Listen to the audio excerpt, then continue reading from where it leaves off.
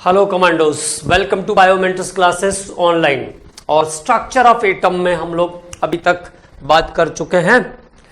Topic कौन सा था? लास्ट टॉपिक जिसपे हम लोग बात कर रहे थे that is Schrödinger's wave mechanical model. तो हमने बात किया पिछले लेक्चर में हाइजेनबर्ग्स अनसर्टेनिटी प्रिंसिपल पर। The position and the momentum of moving microscopic particle cannot be calculated together with 100% accuracy or absolute accuracy। यहाँ तक हमने बात किया था। Position and momentum of moving microscopic particle cannot be calculated together with 100% accuracy। उसके बाद हमने बात किया आपसे श्रोडिंगर्स वेव मैकेनिकल मॉडल पर। तो श्रोडिंगर वेव मैकेनिकल मॉडल किस बात को जस्टिफाई करता है? This model justify the motion of electron around the nucleus is like a 3-dimensional wave and it is denoted by delta square psi by delta x square plus delta square psi by delta y square plus delta square psi by delta z square plus 8 square m h square e minus b into psi equal to 0। और जो हमारे लिए इसका significance है, जो हमारे काम की चीजें हैं इसमें, वो क्या क्या बताया था मैंने आपको? That is psi square. तो psi square is the probability factor. Psi square क्या है? प्रोबेबिलिटी फैक्टर है which determines the density of electron in a particular volume, जो कि इकाई आयतन में इलेक्ट्रॉन के घनत्व को प्रदर्शित करता है। Like the probability of finding of electron in orbitals, जैसे ऑर्बिटल में इलेक्ट्रॉन के मिलने की प्रोबेबिलिटी 90 से 95% तक होती है। In probability of finding of electron in orbitals is 90 to 95%। Where अगली बात, in atom electrons are present in atomic orbitals, where in molecules it is present in molecular orbital। उसके बाद this model is expressed that in atom electrons are present in atomic orbital, where in molecules it is present in molecular orbital। उसके बाद अगली बात, this model justify the principal azimuthal and magnetic quantum number, existence of principal magnetic and azimuthal quantum number, and cannot explain the existence of spin quantum number। तो यहां तक हम लोगों ने कंप्लीट कर लिया था। इसके बाद हम लोग डी ब्रोगली से रिलेटेड प्रॉब्लम्स के बारे में बात कर रहे थे। तो डी ब्रोगली का जो इक्वेशन था lambda equal to h upon m b, lambda equal to h upon m b पर हम लोग काम कर रहे थे और मैंने आपको 2 क्वेश्चंस इस पे बता दिए थे, ठीक है ना। एक और क्वेश्चन करते हैं और इनमें आपको ध्यान रखना है, फॉर्मूले आपको ध्यान रखना है। Lambda equal to h upon m b is the simple formula, और जो भी क्वेश्चन होगा वो उसी फॉर्मूले पर रिलेट करेगा, ठीक है। तो अगले क्वेश्चन की बात करते हैं। एक इलेक्ट्रॉन का mass of an electron, de Broglie से रिलेटेड क्वेश्चन है ये। मास ऑफ एन इलेक्ट्रॉन, एक इलेक्ट्रॉन का mass of an electron is 9.1 into 10 to the power -31 kg। एक इलेक्ट्रॉन का मास कितना है? 9.1 into 10 to the power -31 kg। 9.1 into 10 to the power -31 kg। It's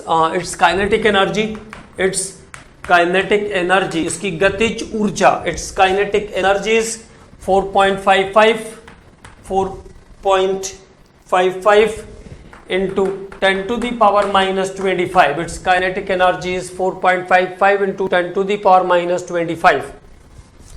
4.55 into 10 to the power -25 joules। Okay, calculate.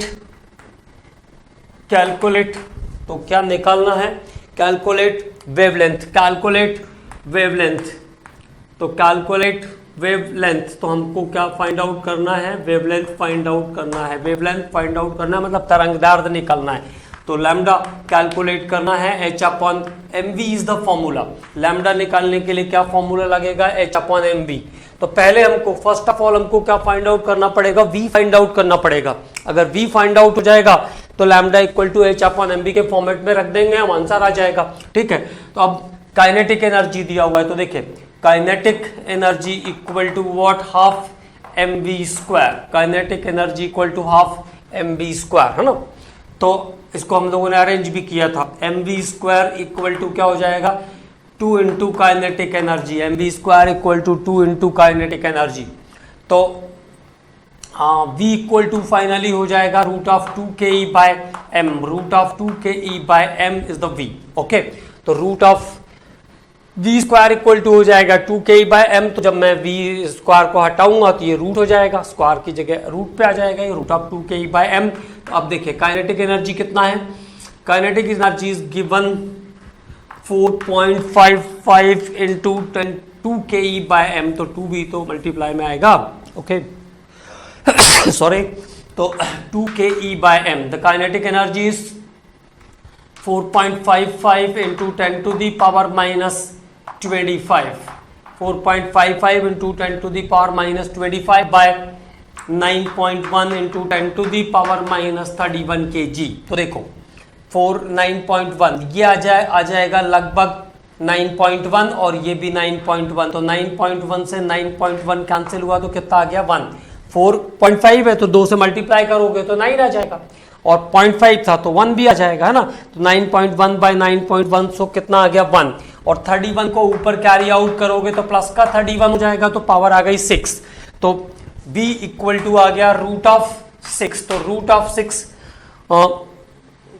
Root of 10 to the power 6, root of 10 to the power 6 ये positive हो जाएगा, root of 10 to the power 6, तो v equal to कितना आ जाएगा 10 to the power 3, v equal to what 10 to the power 3, है ना। तो v is there 10 to the power 3, v कितना आ गया 10 टू दी पावर 3। अब वेलोसिटी जब हमको पता चल गई तो हम फॉर्मूले में वैल्यू डाल देंगे, आंसर आ जाएगा। The formula is h/mv, the formula is h/mv, और h की lambda equal to h/mv, h की value 6.62 into 10 to the power minus 34 joules into second, और mass of the particle is 9.1 into 10 to the power minus 31 kg, and velocity is 10 to the power 3 metres per second. ठीक है, तो 10 to the power 3 metre, तो 10 to the power 3 यहाँ से subtract होगा तो कितना आ गया 10 टू दी पावर माइनस 28, तो लैम्डा इक्वल टू हो जाएगा 6.62 अपॉन 9.1, और ये जब पावर ऊपर जाएगा तो पॉजिटिव हो जाएगा, तो पावर यहाँ पे बचेगा -6। अब फिर से देखें 9 7 63, तो approximate 0.72 into 10 to the power -6 और 7.2 into 10 to the power -7 metre के आसपास आ जाएगा वेवलेंथ। तो the answer is 7.25 into 10 to the power -7, 7.25 into 10 to the power -7 metre is the wavelength. तो this is calculation of wavelength, ये हमने wavelength को कैलकुलेट किया, this is calculation of wavelength. Okay, अब बात करते हैं हम अगले टॉपिक पर। नेक्स्ट एक और क्वेश्चन करते हैं, बिल्कुल सिंपल सा एक और question. Calculate the momentum of the particle whose wavelength is 1 nanometre. Calculate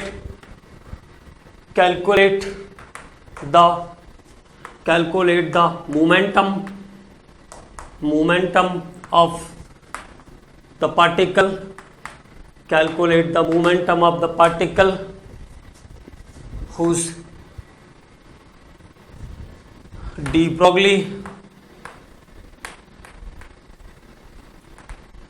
wavelength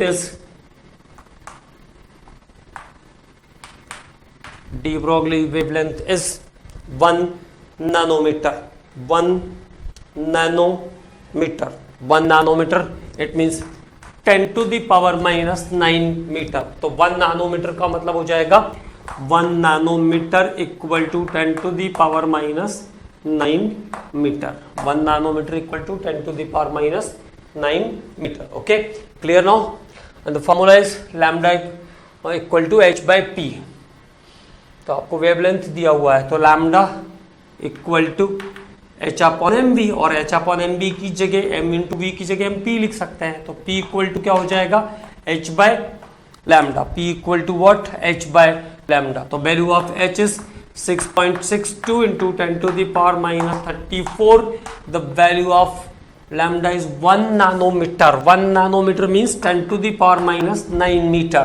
तो 10 टू द पावर 9 को जब आप ऊपर कैरी करोगे तो प्लस हो गया, और 34 में से 9 प्लस का जब सब्सट्रैक्ट होगा, 10 सब्सट्रैक्ट होता तो 24, 9 सब्सट्रैक्ट हुआ तो 25, तो आंसर आ जाएगा 6.62 into 10 to the power minus 25 kg metre square per second, kg metre per second, kg metre per second, kg metre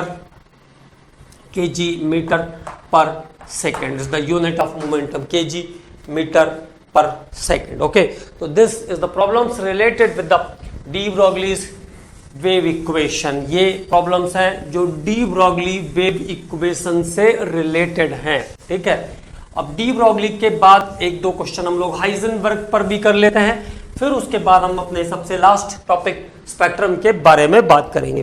तो some questions based on about the Heisenberg's uncertainty principle. Heisenberg uncertainty principle से related भी एक दो question हम कर लेते हैं यहाँ पे, फिर आगे चलेंगे. तो चलिए क्वेश्चन देखते हैं. पहला क्वेश्चन है, अ golf ball has mass of 40 gram. A golf ball has mass of 40 ग्राम. एक गोल्फ बॉल है जिसका मास कितना है, 40 ग्राम है. 40 ग्राम मास है उस गोल्फ बॉल का. Mass of golf ball is 40 gram and speed of 45 metre per second, and speed of 45 metre per second, और उसका स्पीड है 45 metre per second. Speed is 45 metre per second.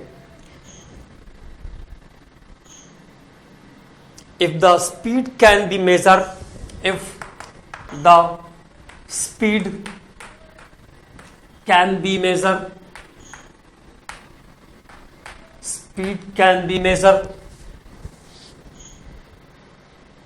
with an accuracy of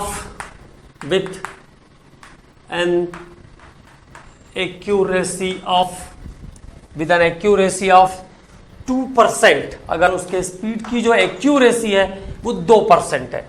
45 में से कितना percent, 2% है. तो speed की accuracy कितनी है, 2% है. Calculate the uncertainty in position. Calculate the uncertainty in position. तो उसके पोजीशन का अनसर्टेनिटी निकालना है. Calculate the uncertainty in position. तो what is the formula, delta x into delta P equal to H by 4 pi is the formula. Delta x into delta P equal to H by 4 pi is the formula. But यहाँ पे आपको ये ध्यान रखना होगा, जो velocity है, क्योंकि उसमें मेंशन्ड है कि एक्यूरेसी कितनी है, ओनली 2%, तो you have to calculate delta v finally once again, not 45. आप 45 नहीं रख सकते हो क्योंकि 2% पे और है उसकी एक्यूरेसी है. तो 45 into 2 by 100 is the V. Okay, del we is this. तो कितना हो गया, 90 बाय 100, 0.9. तो the accurate velocity is 0.9 metre per second. Change in velocity is 0.9 metre per second. इसकी एक्यूरेसी कितनी है, 0.9 metre per second. Now your formula is delta x into M delta V is equal to H by 4 pi. और आपको calculate क्या करना है यार, you have to calculate delta x. तो डेल्टा एक्स इक्वल टू क्या हो जाएगा, delta x equal to h upon 4 pi into m into del v is it. Okay, h is what, 6.62 into 10 to the power minus 34, 4 into pi, तो 4 into 3.14 into m. what, golf ball of mass of 40 ग्राम. अब देखिए यहाँ पे ध्यान रखना है, आपने जो h की वैल्यू पुट किया वो जूल्स वाली है. ठीक है, जो आपने v यूज किया वो मीटर पर सेकेंड में है, तो मास आप ग्राम में पुट नहीं कर सकते हो, मास आपको केजी में ले जाना पड़ेगा. तो 40 into 10 to the power minus 3 kg. तो मास के लिए ध्यान रखेंगे, मास इक्वल टू हो जाएगा 40 into 10 to the power minus 3 kg. Mass को आप ग्राम में नहीं ले सकते हो क्योंकि आपने मीटर में ले लिया था वेलोसिटी, और h की वैल्यू भी आप जूल्स वाली यूज कर रहे हैं. तो 6.62 into 10 to the power minus 34 by 4/3, तो 4 पाई, तो 4 into 3.14 into 40 into 10 to the power minus 3 kg is the mass. Okay, and what is the velocity? The velocity is 0.9 meter. Velocity is 0.9 meter per second. The velocity is 0.9 meter per second. अब पूरा calculation के बाद जो final answer आएगा, that final answer is 1.46 into 10 to the power minus 33.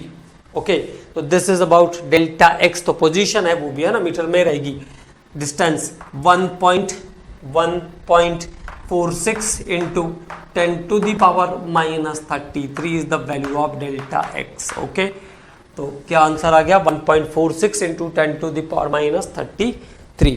तो यहाँ पे वो डेल वी ध्यान रखना है आपको कि जब भी वो एक्यूरेसी की बात करेगा, ऐसा कुछ आंसर डाला है उसने कि 2% एक्यूरेसी है, 10% एक्यूरेसी है, तो डेल वी आपको कैलकुलेट करते आना चाहिए अलग से, है ना. बाकी अगर सिंपली कुछ भी मेंशन नहीं है तो हम वी की जगह वी ही पुट कर लेंगे. तो this is the question based on Heisenberg's uncertainty principle. ये हम उन क्वेश्चंस की बात कर रहे हैं जो हाइजेनबर्ग्स अनसर्टेनिटी प्रिंसिपल से रिलेटेड है.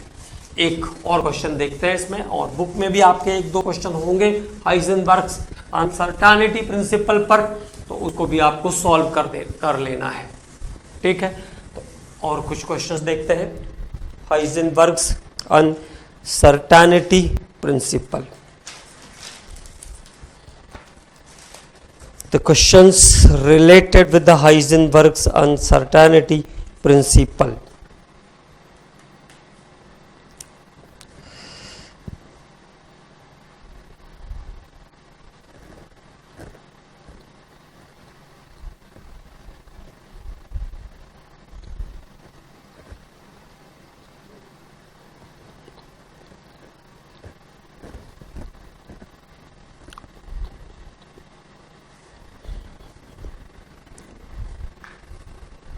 Questions related with Heisenberg's uncertainty principle.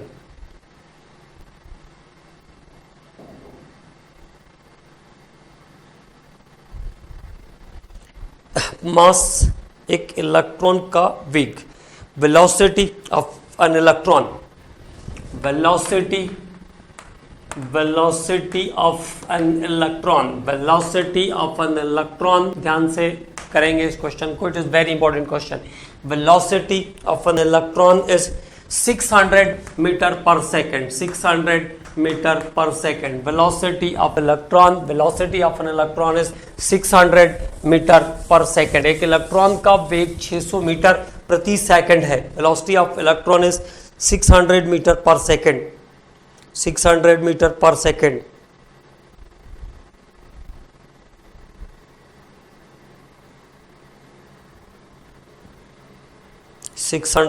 Metre per second. its accuracy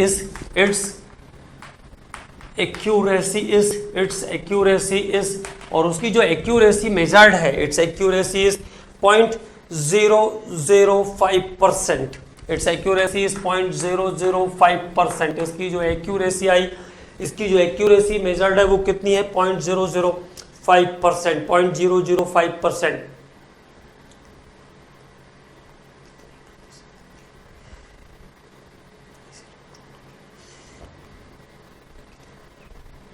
then calculate then calculate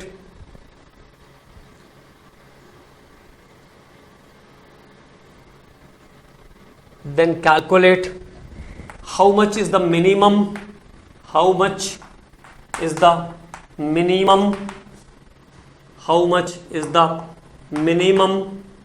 mistake how much is the minimum mistake to calculate minimum mistake to calculate its position, तो उसकी स्थिति ज्ञात करने में न्यूनतम कितने प्रतिशत गलती हो सकती है. how much is the इस इलेक्ट्रॉन की स्थिति नापने में, तो how much is the minimum mistake to calculate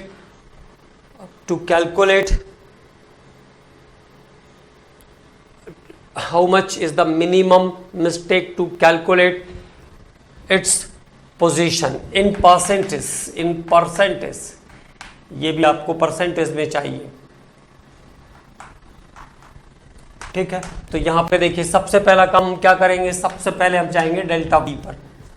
तो इस बार कितना परसेंट मिस्टेक है, 0.005% मिस्टेक है, तो बाकी की वेलोसिटी से बच जाएगी, मतलब तो अब डेल एक्स निकालना पड़ेगा आपको कि उसमें कितने परसेंट मिस्टेक आ सकती है, वो हमको कैलकुलेट करना है।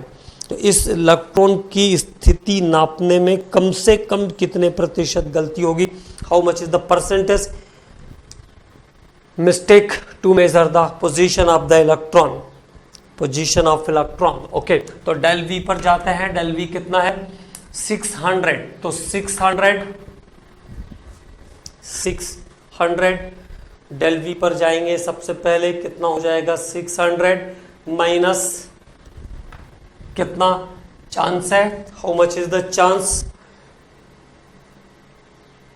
कितना एक्यूरेसी है, वेलोसिटी में कितने परसेंट एक्यूरेसी है, 0.005%। तो 600 माइनस 0.005 इंटू 600 बाय 100, 600 बाय 100, तो 0.005% किसका, 600 का। तो कितनी एक्यूरेसी है वेलोसिटी को मेजर करने में, दिस इज, तो 600 में से इसको माइनस करना पड़ेगा, ये 2 0 इधर आ गया, तो कितना आ जाएगा, 6 5 30, 0.03, तो 0.03 को माइनस करोगे तो जो एक्यूरेसी ऑफ वेलोसिटी बचेगी वो कितनी है, 599.97 मीटर पर सेकेंड, ठीक है।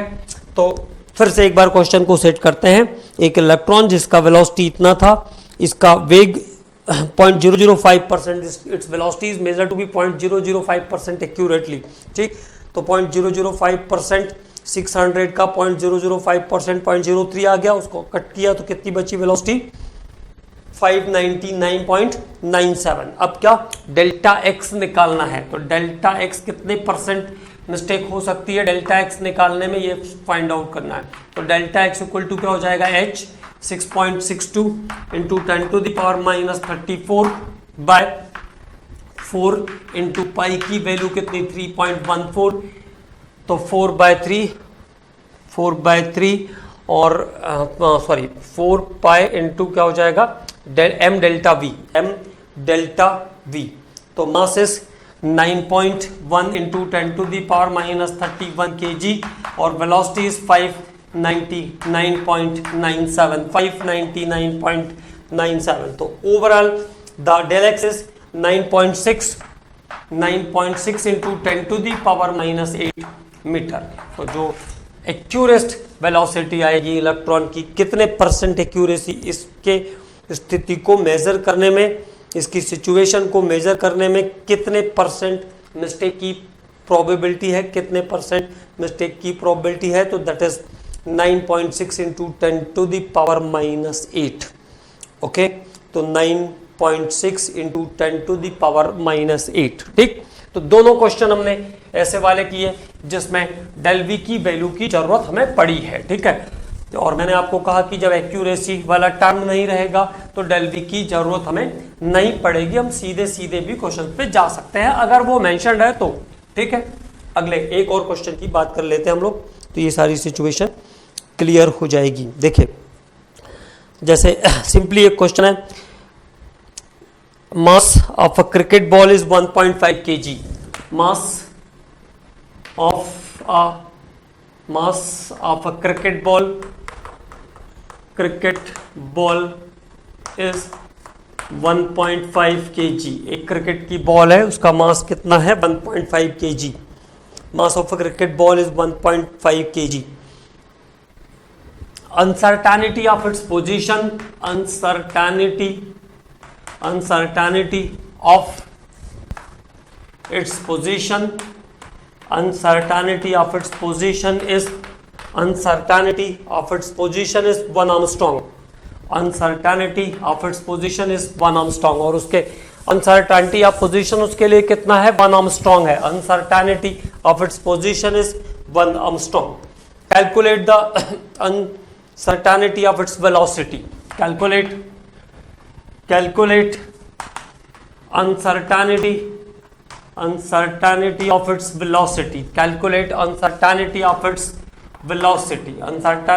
its velocity। ओके, और देखिए अभी कोई भी उसने परसेंटेज एक्यूरेसी की बात नहीं की, तो सीधे सीधे फॉर्मूले पर जाएंगे।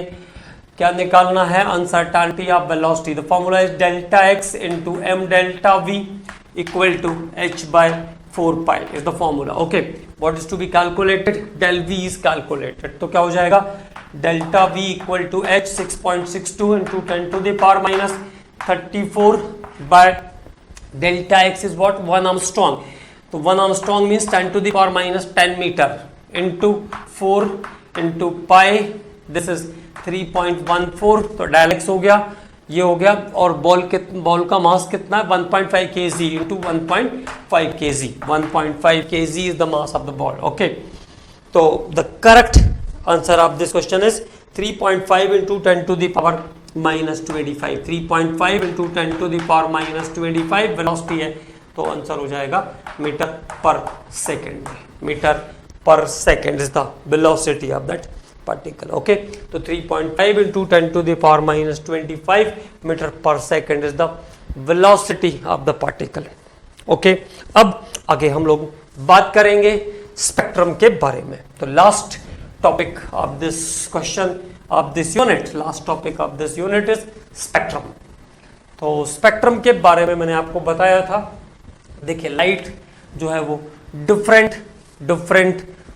टाइप के कंपोनेंट से बनी हुई है। इसमें अल्ट्रावायलेट भी है, इसमें विजिबल भी है, और इसमें इंफ्रारेड रेडिएशन भी है, कॉस्मिक भी है, ठीक है ना। तो different type of composition in light जब हम देखते हैं तो हमें कॉमनली वो कैसी दिखाई देगी, कॉमनली वो हमें येलोइश कलर की या व्हाइट लाइट के फॉर्म में दिखती है, ठीक है ना। लेकिन ऐसा है नहीं एक्चुअल में। तो क्या होता है कि जब हम इसको किसी ऐसे मीडियम से पास करते हैं जिसमें इसकी वेलोसिटी चेंज हो जाए या ये रिफ्रैक्शन शो कर सके, अलग अलग मीडियम में लाइट की जो वेलोसिटी होती है, अलग अलग मीडियम में इसके वेवलेंथ की वेलोसिटी भी अलग अलग होती है।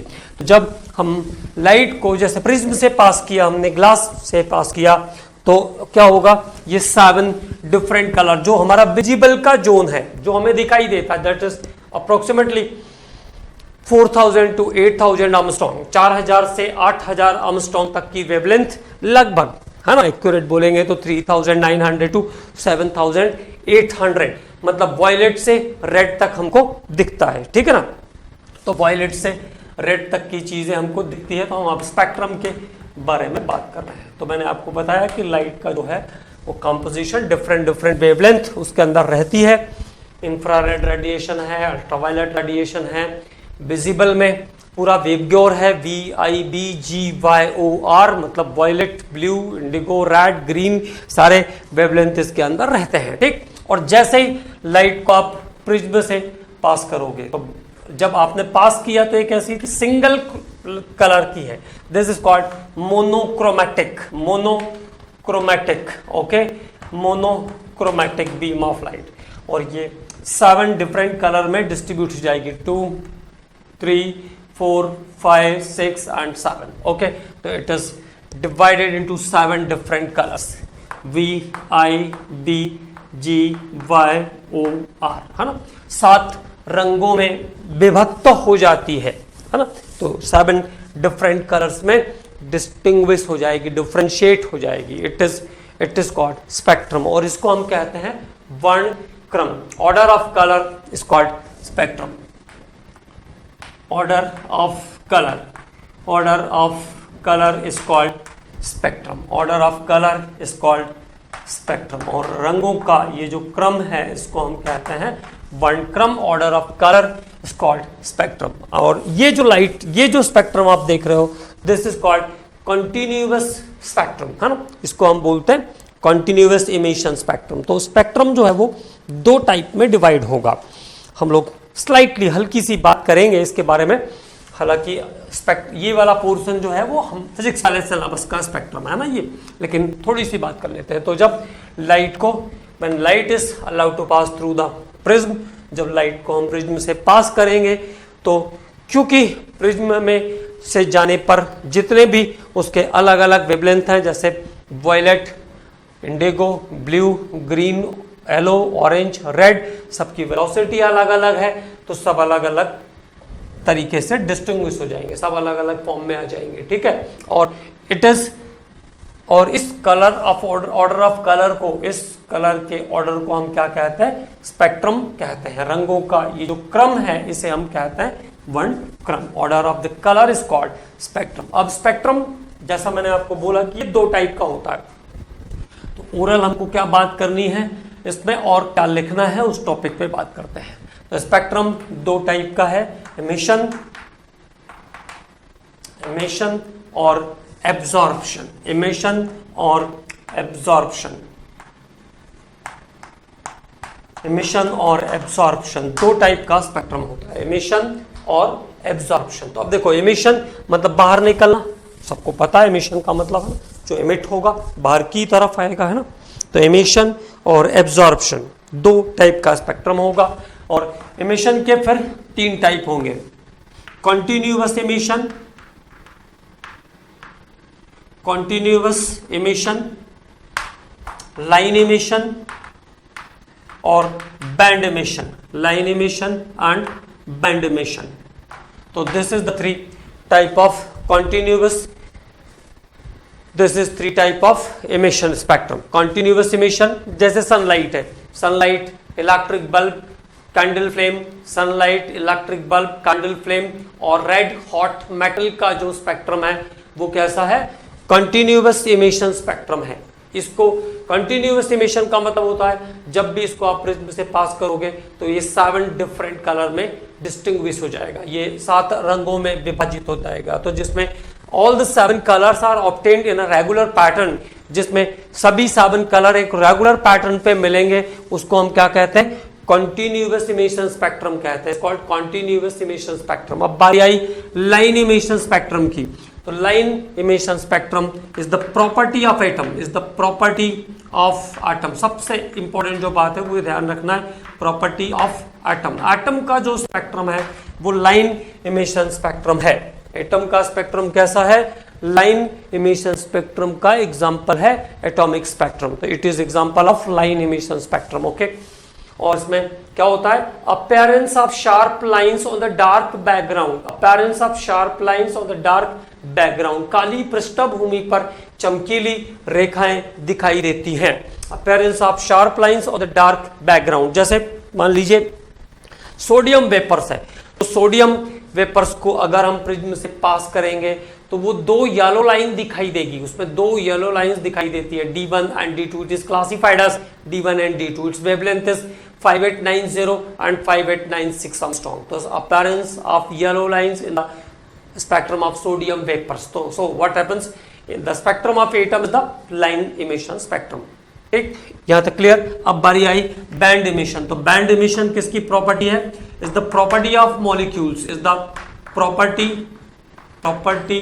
Of molecules. मॉलिक्यूल्स का जो स्पेक्ट्रम है वो कैसा है?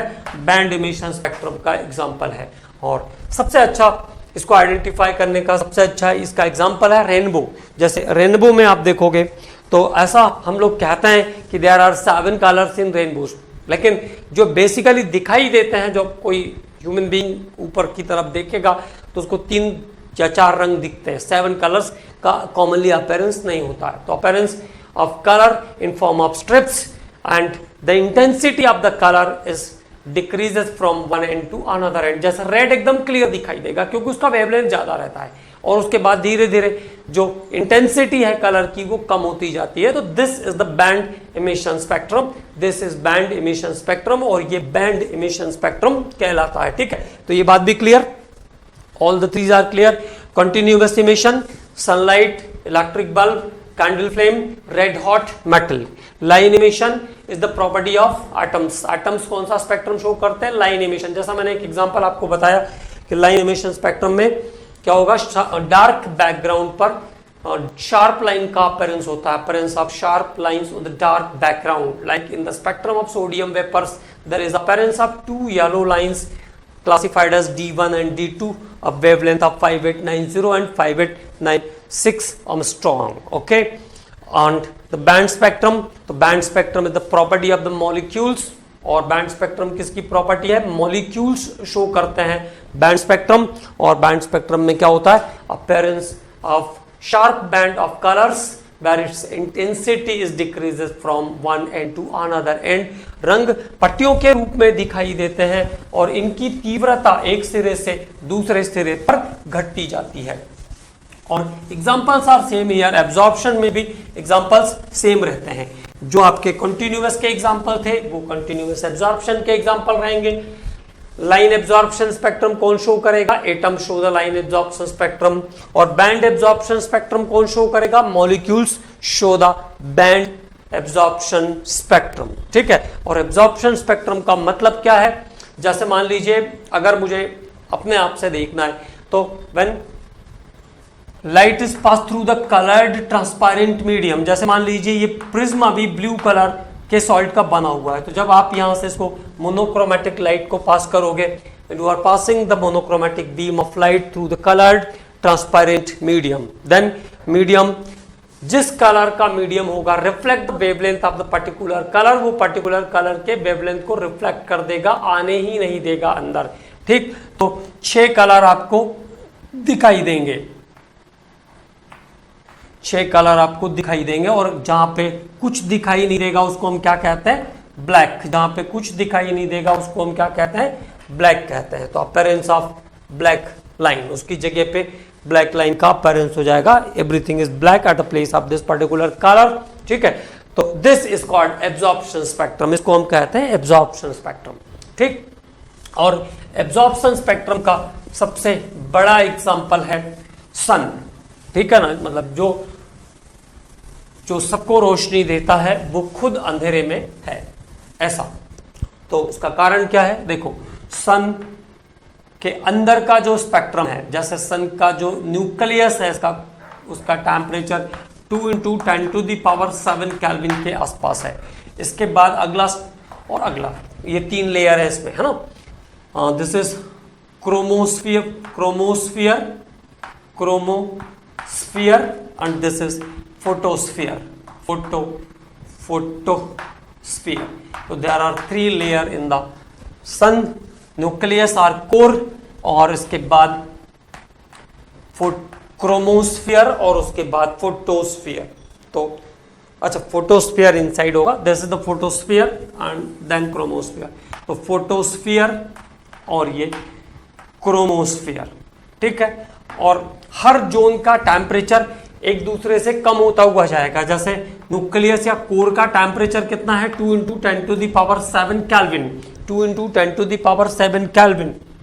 At this temperature the fusion of helium nuclei, और इस टेम्परेचर पर हाइड्रोजन के न्यूक्लियाई फ्यूज होकर के हीलियम बनाते हैं और ढेर सारी एनर्जी रिलीज होती है. Fusion of nuclei of hydrogen to produce helium and lots of energy by the fusion reaction. This was first time observed by German scientist Hans Bethe, जिसको पहली बार जर्मन साइंटिस्ट हेंस बेथे ने explain किया था nuclear fusion. ठीक. अब एक temperature zone से जब एनर्जी दूसरे टेम्परेचर जोन में जाएगी तो there is difference of temperature का डिफरेंस है. जैसा कि फोटोस्फियर का जो टेम्परेचर है वो नियरली 6000 केल्विन के आसपास है. Its temperature is nearly 6000 kelvin, 6000 kelvin. तो कम हो गया टेम्परेचर. अगर टेम्परेचर कम हुआ तो जो भी एनर्जी आएगी फर्स्ट इट गेट एब्जॉर्ब. पहले वो एनर्जी क्या हो जाएगी? एब्जॉर्ब हो जाएगी. और एब्जॉर्ब हो जाएगी तो कुछ भी दिखाई नहीं देगा. ठीक है ना. Then this is passed through, then this energy transfer in chromosphere. उसके बाद ये एनर्जी क्रोमोस्फियर में ट्रांसफर होगी.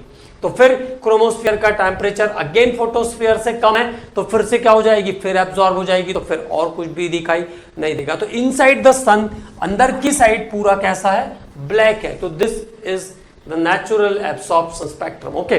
और जब इसके बाद यहां से एनर्जी मीडियम की तरफ आएगी तो मीडियम की इतनी कैपेसिटी नहीं है कि वो सारी एनर्जी एब्सॉर्ब कर ले, इसलिए हमको सब कुछ दिखाई देता है। बट इनसाइड द सन की बात करेंगे तो that is totally black. Okay, तो सन की 3 layer, 4 are nucleus, temperature 2 into 10 to the power 7 kelvins, then photosphere 6000 Kelvin और chromosphere का उससे भी कम टेम्परेचर। और टेम्परेचर के वेरिएशन के कारण जब एनर्जी एक जोन से दूसरे जोन में ट्रांसफर होगी तो ये पहले एब्जॉर्ब हो जाएगी, और एब्जॉर्ब हो जाएगी तो then there is appearance, then there is nothing appearance, कुछ भी दिखाई नहीं देगा। ठीक है, और यहाँ पे एक और बात, number of black lines are appear in the spectrum of sun, और सन के स्पेक्ट्रम में बहुत सारी काली रेखाएं ब्लैक लाइंस दिखाई देती है। It is known as Fraunhofer lines, जिनको हम फ्राउनहोफर लाइंस कहते हैं।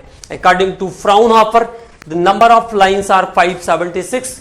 फ्राउनहोफर के अनुसार इन रेखाओं की संख्या 576 थी, but with the help of the modern instrument the number of lines are known as more than 20,000। Modern instrument के हेल्प से इन लाइंस का नंबर 20,000 से अधिक पता है हमें। ठीक है, तो this is something related with the, ये हमने बात किया किसके बारे में, स्पेक्ट्रम, जनरल स्पेक्ट्रम के बारे में। अब केमिस्ट्री में जो स्पेक्ट्रम है, तो पहली बात तो ध्यान रखना है कि एटॉमिक स्पेक्ट्रम की बात करेंगे हम केमिस्ट्री में। केमिस्ट्री में जो स्पेक्ट्रम होगा वो किसका होगा, spectrum of atom.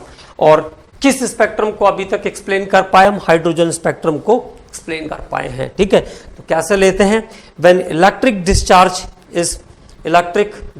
Is passed through the gaseous hydrogen molecule. जब गैसियस हाइड्रोजन मॉलिक्यूल को इलेक्ट्रिक डिस्चार्ज करते हैं, मतलब वही कैथोड रेज ट्यूब में भरेंगे लो प्रेशर पर और इलेक्ट्रिकल डिस्चार्ज कर देंगे। तो when electric discharge is pass through the gaseous hydrogen molecule, the molecule is dissociated. Molecules क्या हो जाएंगे, डिसोसिएट हो जाएंगे। An excited hydrogen atom produce electromagnetic radiation, and excited hydrogen atom produce electromagnetic radiation of discrete frequency, different wavelength निकालेगा। ठीक है, and the spectrum of the radiation is known as hydrogen spectrum. और जितने भी type के hydrogen, जितने भी type की फ्रीक्वेंसीज ये निकालेगा उसको क्या कहेंगे हम, हाइड्रोजन स्पेक्ट्रम कहेंगे। अब कौन कौन सी लाइंस आती है इसमें उसकी बात करेंगे हम, कौन कौन सी लाइंस दिखाई देती है हाइड्रोजन स्पेक्ट्रम के अंदर। तो लाइंस, और किस लाइन का अपीयरेंस किस जोन्स में होता है, और उसके लिए हमने N1 और N2 मतलब इनिशियल एनर्जी लेवल और फाइनल एनर्जी लेवल की वैल्यू क्या रखा है, जिससे कि हम कैलकुलेशन कर लें।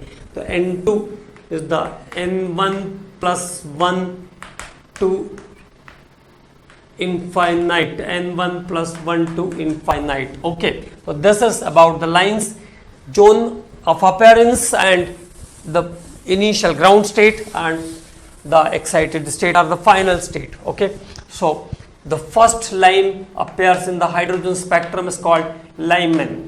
पहली लाइन जो हाइड्रोजन के स्पेक्ट्रम में दिखाई देती, मतलब जब इलेक्ट्रॉन एक्साइटेड स्टेट में गए तो वापस जब आएंगे तो वो डिफरेंट वेवलेंथ ऑफ रेडिएशंस को इमिट करेंगे, and the spectra of the different wavelength of radiation is known as atomic spectrum, or here it is known as hydrogen spectrum, क्योंकि हमने हाइड्रोजन गैस को प्लेस किया है। ठीक है, तो हाइड्रोजन गैस के स्पेक्ट्रम में कौन कौन सी लाइंस दिखाई देगी। Number 1 Lyman, zone is ultraviolet, N1 की वैल्यू 1 और N2 की वैल्यू N1 + 1, N1 + 1 मतलब 1 + 1 तो minimum 2, 3, 4, 5 okay onwards to infinite जा सकते हैं आप इससे, है ना। लाइमन के बाद सेकंड लाइन इज द बामर। बामर का zone of appearance visible 2, N1 is 2, the minimum ground state energy level is 2 and this value is 3 N2, तो N1 + 1, N1 + 1 मतलब 2 + 1 तो 3, 4, 5 ऑनवर्ड्स। ओके, और लाइमन बामर, इसके बाद पाश्चन again in infrared zone, near infrared 3, 4, 5, 6, तो Lyman, बामर, पाश्चन, bracket, infrared zone 4, n1 is 4, तो 5, 6, 7 is the n2. Okay, तो Lyman, बामर, Paschen, bracket, P fund, infrared zone 5, and here it is 6, 7, 8. तो Lyman, बामर, Paschen, bracket, P fund, और the last line is Humphreys in infrared 6, and here it is 7, 8, 9. So these are the number of lines, number of spectral lines appears in the hydrogen spectrum. Okay, it is Lyman, Balmer, Paschen, Brackett, P fund and Humphreys. तो hydrogen spectrum में मिलने वाली lines को हम इस तरीके से classify करते हैं. Lyman, Balmer, Paschen, Brackett, P fund and Humphreys are the total number of lines in the hydrogen spectrum. और कौन किस जोन में मिलेगा ये आपको ध्यान रखना है. तो Lyman is in ultraviolet, Balmer in the visible और others are in the infrared zone. और अदर सभी लाइंस कहाँ मिल रही है? इंफ्रारेड जोन में मिल रही है. Other lines are in the infrared zone. अब इनसे रिलेटेड क्या क्या क्वेश्चंस आ सकते हैं उस पर बात करना है हमको. तो what are the questions related with these lines. ठीक है, तो पहला तो ये ध्यान रखना है कि कौन सी लाइन किस जोन में आएगी. This is one of the important question, है ना. अब दूसरी बात, इन लाइन से रिलेटेड और क्या क्या चीजें पूछ सकते हैं, तो उस टॉपिक पर हम लोग बात करते हैं.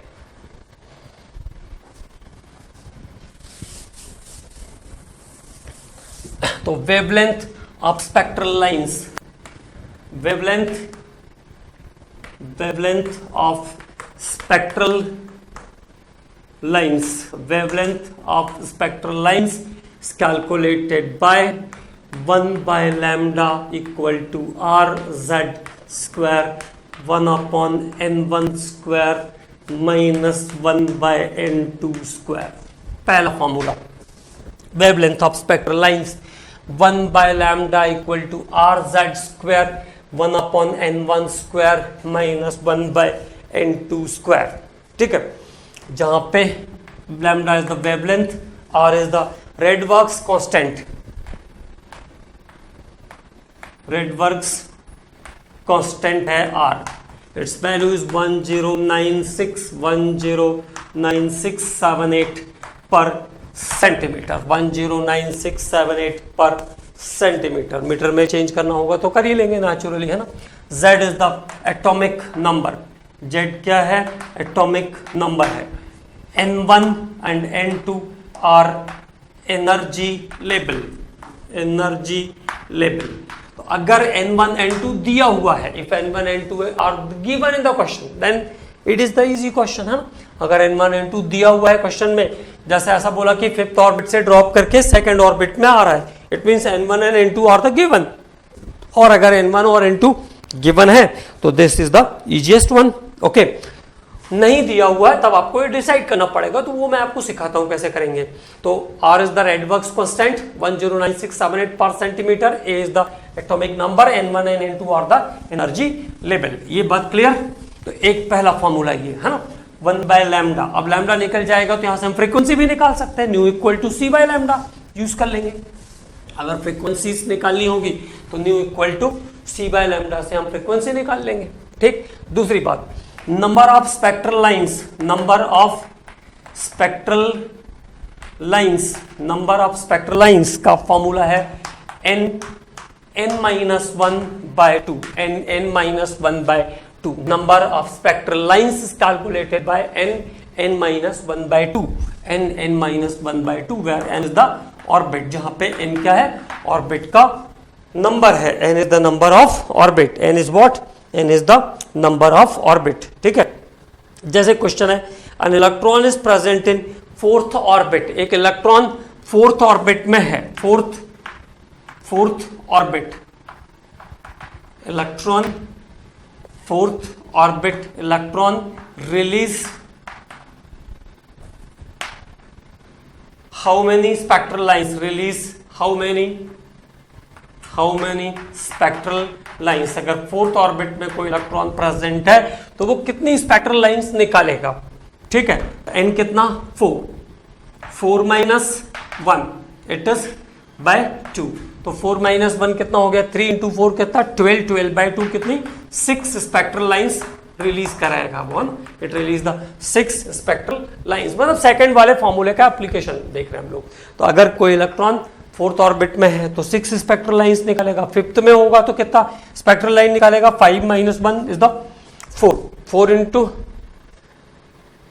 फिफ्थ, तो यहाँ पे भी 5 आएगा ना, 5 माइनस 1 4 और 4 इंटू 5 20 बाई 2 10। तो अगर फिफ्थ ऑर्बिट में होगा तो how many spectral lines release, 10 spectral lines. Okay, तो this is the calculation of number of spectral lines. अब हम बात कर रहे थे यहाँ पे N1 और N2 के डिसीजन के बारे में, ठीक है ना, कि अगर N1 और N2 हमें डिसाइड करना होगा then how to decide, N1 और N2 की वैल्यू हम कैसे डिसाइड करेंगे, उस टॉपिक पर हमें थोड़ी सी बात करनी है, ठीक है। तो देखो आपके पास जो लाइंस हैं वो कौन कौन सी थी, लाइमन, पहले तो ये ध्यान रखना है दो फॉर्मूले, E equal to h c by lambda, है ना, E equal to h c by lambda. तो एक बात आपको ये ध्यान रखना है कि अगर एनर्जी मिनिमम है तो लैम्डा कैसा होगा, मैक्सिमम होगा, और लैम्डा मैक्सिमम है तो एनर्जी कैसी होगी, मिनिमम होगी, ठीक। तो minimum energy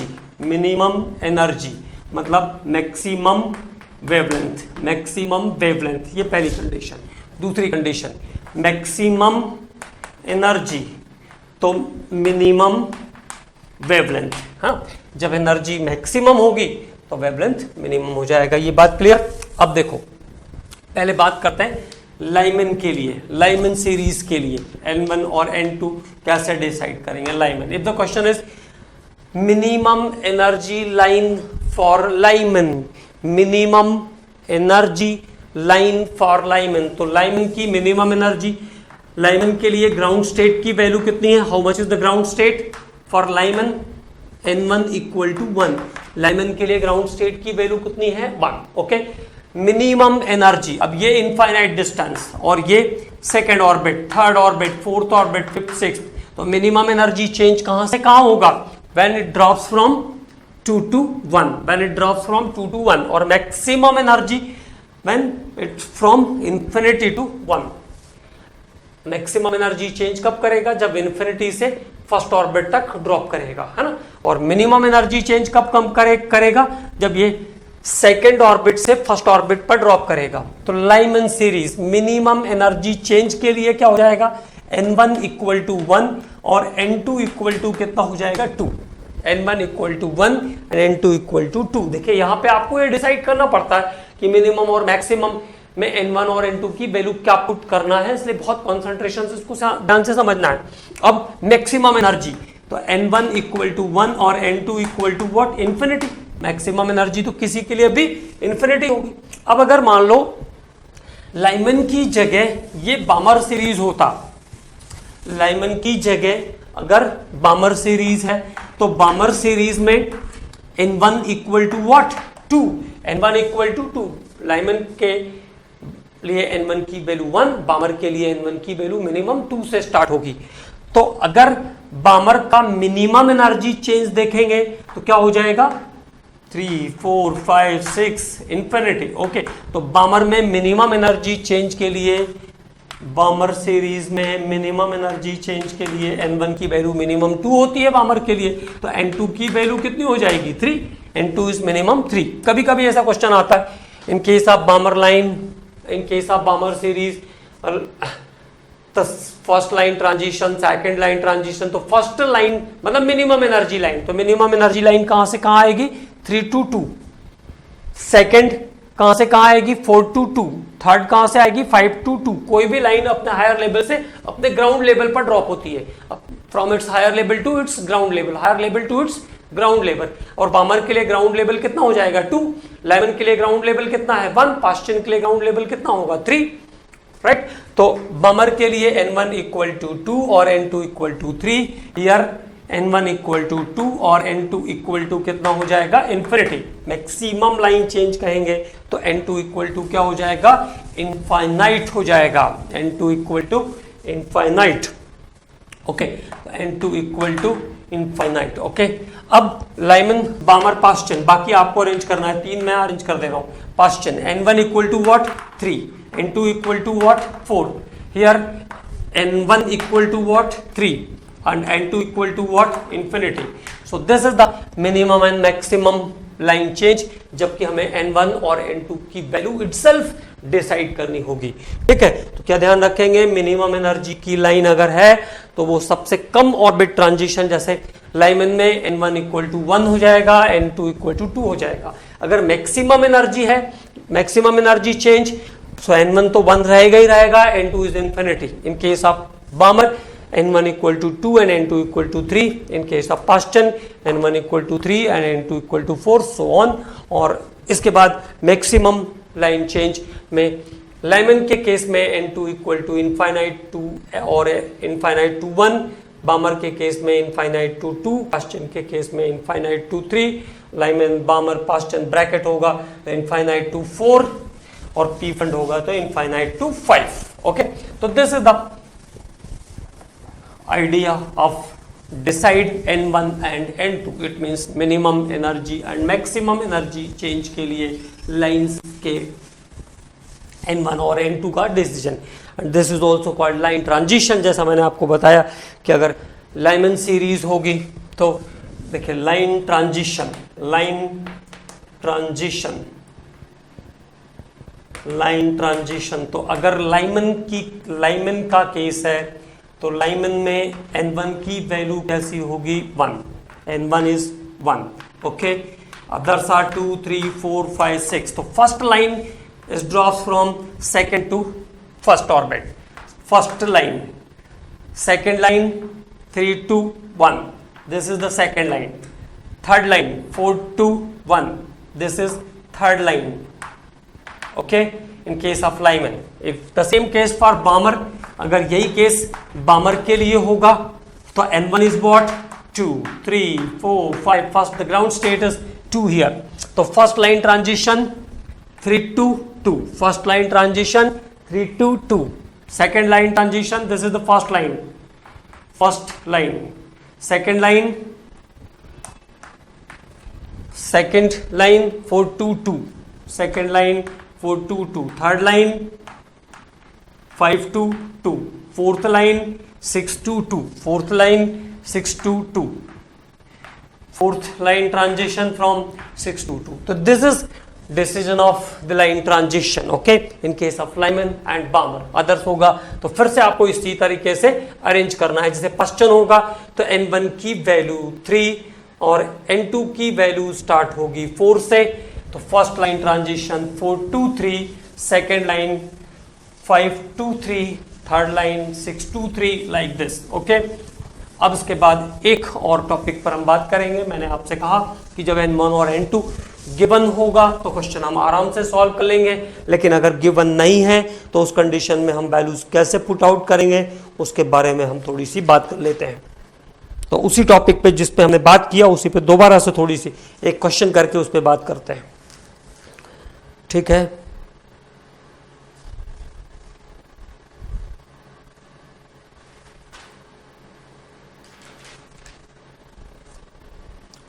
for hydrogen atom calculate the longest wavelength for Lyman series. For hydrogen atom calculate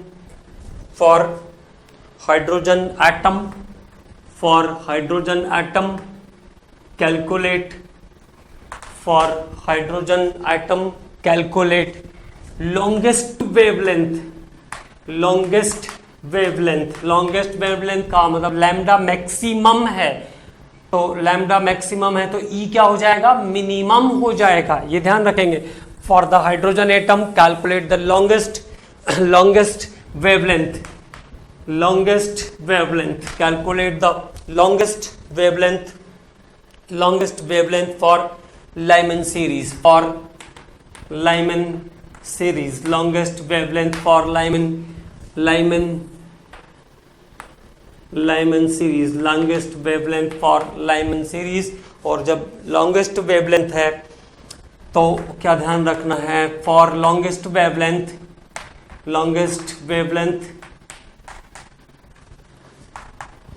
the energy is minimum. It mean what? Minimum energy. It means minimum energy. तो n1 equal to कितना 1 और n2 equal to कितना 2. Okay, longest wavelength it means minimum energy है तो n1 equal to 1 और n2 equal to 2 हो जाएगा. 1 bye lambda equal to r. Hydrogen atom है तो z की वैल्यू 1. इफ अगर r की वैल्यू को सॉल्व किया है तो ठीक है, नहीं तो उसको r के टर्म में रहने दो, ठीक है ना. तो 1 bye lambda equal to r, z is the 1, z square into 1 upon n1 square, मतलब 1 का स्क्वायर माइनस 1 बाय 2 का स्क्वायर.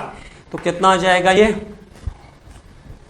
हाँ दिस इज 1 बाय 4, तो 3 by 4. 1 bye lambda equal to r into 1 bye lambda equal to r into 3 by 4. 3 by 4 तो lambda equal to कितना आ जाएगा 4r by 3. 4r by 3, ठीक है. तो lambda equal to what 4r by 3. 4r by 3. अगर r की value put है तो पुट कर देंगे 109678 पर centimetre is the value of r. Okay, तो this is the question based on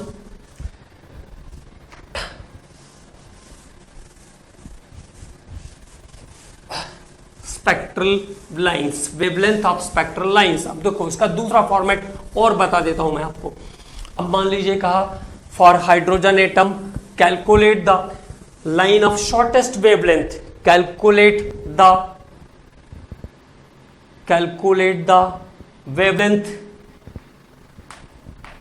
wavelength for shortest line of Lyman series, for shortest line of Lyman series, shortest line of Lyman series, shortest line of Lyman series, shortest line wavelength for shortest line. तो wavelength shortest wavelength कहना चाहिए. calculate the wavelength for shortest wavelength. मैं change करता हूं उसको. Calculate the shortest wavelength for hydrogen atom. Calculate shortest wavelength for Lyman series.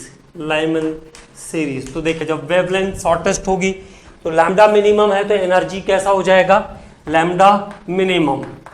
तो energy is what, energy maximum इसका Lyman series. Okay, तो n1 equal to 1 और n2 equal to what, infinity. This time n2 is infinite. n1 equal to 1 और n2 equal to क्या हो जाएगा इस बार, infinite हो जाएगा. n1 equal to 1 and n2 equal to infinite. तो 1 bye lambda equal to r, z कितना 1 का square, r z square 1 upon 1 का स्क्वायर माइनस 1 बाय इनफाइनाइट का स्क्वायर. तो ये कोई सॉल्यूशन वाला डाटा तो है नहीं. तो 1 बाय लैम्डा इक्वल टू क्या गया r, 1 bye lambda equal to r. तो लैम्डा इक्वल टू कितना बचेगा 1 by r. Lambda equal to 1 by r. Okay, तो this is the questions based on spectral lines. ये स्पेक्ट्रल लाइंस पर based question किए हम लोगों ने. It is all about the structure of atom. और जो बुकलेट आपके पास स्ट्रक्चर आ रही है स्ट्रक्चर ऑफ एटम की, it consist of near about 100 of objective questions. उसमें भी लगभग 100 के आसपास ऑब्जेक्टिव क्वेश्चंस हैं और कुछ भी अगर रिमेनिंग होगा तो वो टास्क पेपर के क्वेश्चन से भी कवर हो जाएगा. Okay, thanks commandos. This is about the structure of atom. और अगला यूनिट जो हम लोग स्टार्ट करेंगे दिस इज पीरियोडिसिटी. वो यूनिट होगा पीरियोडिसिटी.